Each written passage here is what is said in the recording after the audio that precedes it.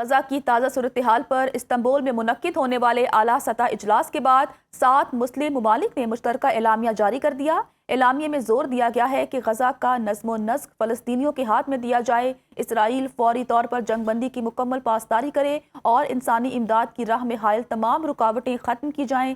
فلسطینی عوام کے حق خود ارادیت اور قومی نمائندگی کو تسلیم کیے بغیر خطے میں پائیدار امن ممکن نہیں ہے۔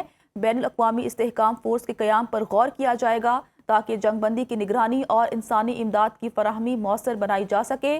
اعلامیے میں کہا گیا کہ اسرائیلی فوج کی جانب سے جنگ بندی کے بعد بھی حملے جاری ہیں، جن میں اب تک تقریباً 250 فلسطینی شہید ہو چکے ہیں۔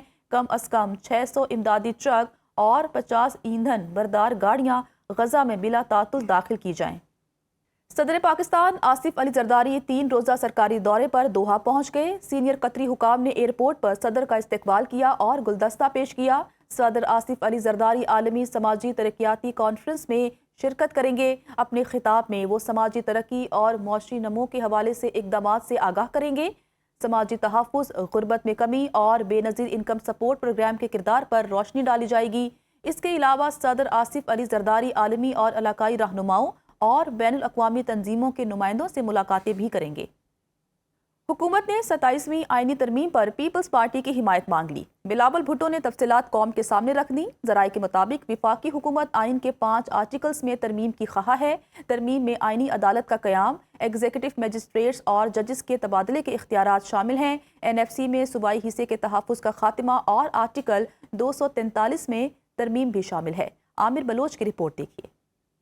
حکومت کی جانب سے 27ویں آئینی ترمیم کے مجوزہ ڈرافٹ کے اہم نکات سامنے آ گئے۔ بلاول بھٹو زرداری نے ٹویٹ میں بتایا کہ وزیر اعظم شہباز شریف کی قیادت میں مسلم لیگ نون کا وفد صدر زرداری اور مجھ سے ملنے آیا تھا۔ 27ویں آئینی ترمیم کی منظوری کے لیے پیپلز پارٹی کی حمایت مانگی، جس میں مجوزہ ترمیم میں آئینی عدالت کا قیام، ایگزیکٹو مجسٹریٹ کی بحالی اور ججوں کے تبادلے کا اختیار شامل ہے۔ NFC میں صوبائی حصے کے تحفظ کا خاتمہ اور آرٹیکل 243 بھی ترمیم میں شامل ہے۔ بلاول بھٹو نے بتایا کہ 27ویں آئینی ترمیم کے لیے تعلیم اور آبادی کی منصوبہ بندی کے اختیارات کی وفاق کو واپسی کی تجویز بھی دی گئی ہے۔ الیکشن کمیشن کی تقرری پر جاری تعطل ختم کرنا بھی 27ویں آئینی ترمیم میں شامل ہوگا۔ دوسری طرف پیپلز پارٹی کی پارٹی پالیسی کے لیے سینٹرل ایگزیکٹو کمیٹی کا اجلاس 6 نومبر کو کراچی بلاول ہاؤس میں طلب کر لیا گیا۔ ذرائع کے مطابق پاکستان پیپلز پارٹی کی سینٹرل ایگزیکٹو کمیٹی کے اجلاس میں ملک کی مجموعی سیاسی صورتحال پر غور ہوگا۔ پاکستان تحریک انصاف نے 27ویں آئینی ترمیم کی مجوزہ تجویز کو مسترد کر دیا ہے۔ اسد کیسر کا کہنا ہے کہ 27ویں ترمیم سے عدلیہ کا مکمل خاتمہ کیا جا رہا ہے۔ پیپلز پارٹی 73 کے آئین اور 18ویں ترمیم کی خالق جماعت ہے۔ 27ویں ترمیم کے خلاف اگر پیپلز پارٹی کھڑی ہو تو ہم ان سے بات چیت کے لیے تیار ہیں۔ پیپلز پارٹی سے اب بھی امید ہے کہ وہ آئین کو بچانے میں کردار ادا کرے۔ آئین کی بحالی، NFC ایوارڈ پر بلاول بھٹو سے بات ہو سکتی ہے۔ تعلیم سے متعلق صوبوں کو بلا کر نصاب بنایا جا سکتا ہے، لیکن وفاق مکمل کنٹرول نہیں کر سکتا۔ آصف زرداری سیاسی شطرنج کے سب سے بڑے کھلاڑی ہیں۔ 27ویں ترمیم آسانی سے پاس ہو جائے گی۔ سینیٹر فیصل وابڈا کا دعویٰ، کہتے ہیں 27ویں ترمیم آ رہی ہے اور پاس بھی ہو رہی ہے۔ یہ ترمیم وقت کی ضرورت ہے۔ سیاست کا نام ہی بات چیت اور راستہ نکالنا ہے۔ بات چیت سے ہٹ کر چلیں گے تو بانی تحریک انصاف مزید تنہائی میں چلے جائیں گے۔ بلاول بھٹو نے بند کمروں والی بات نہیں کی، سب کھول کر رکھ دیا۔ اتفاق رائے کے لیے ٹویٹ کیا۔ گورنر KP فیصل کریم کنڈی کا کہنا ہے کہ ہر کسی کی جیب میں آئینی ترمیم کا اپنا مسودہ ہے۔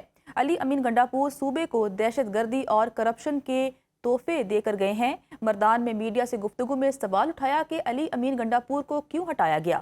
کیا وہ میر جعفر اور میر صادق کا کردار ادا کر رہے تھے؟ فیصل کریم کنڈی نے کہا کہ سہیل آفریدی نئے ہیں، انہیں اصلاحات کے لیے وقت ملنا چاہیے۔ ہر کسی کی جیب میں اپنی ایک صدائی ترمیم موجود ہے۔ میری جیب میں اپنی ہے، آپ کی جیب میں اپنی، ہر کسی۔ پچھلے CM نے جو اس CM کے لیے جو صوبہ چھوڑ کے گئے ہیں وہ ایک کھنڈرات ہے۔ تو آپ خود دیکھیں کہ جب وہ آئے تھے کیا حالات تھے ہمارے لا اینڈ آرڈر کے، اور اس کے جانے کے بعد ہمیں کیا تحفہ دے کے گئے ہیں۔ دہشت گردی کا تحفہ دے کے گئے ہیں، کرپشن کا، لوٹ مار کا، نوکریاں بیچنے کا، فنڈز بیچنے کا تحفہ دے کے گئے اس CM کو۔ اب دیکھتے ہیں کہ یہ اور ان کی ٹیم اس کو کیسے سنبھالتی ہے۔ جس دن PTI کو پتہ چلے گا کہ ان کے اندر میر صادق اور میر جعفر کا کردار ادا کون کر رہا تھا، چند دن ان کو دیں۔ ابھی تو انہیں کل پرسوں کابینہ بنائی ہے، کچھ دن جب وہ ڈیلیور کریں گے یا چیزوں کا وہ کامیابی کی طرف جائیں گے،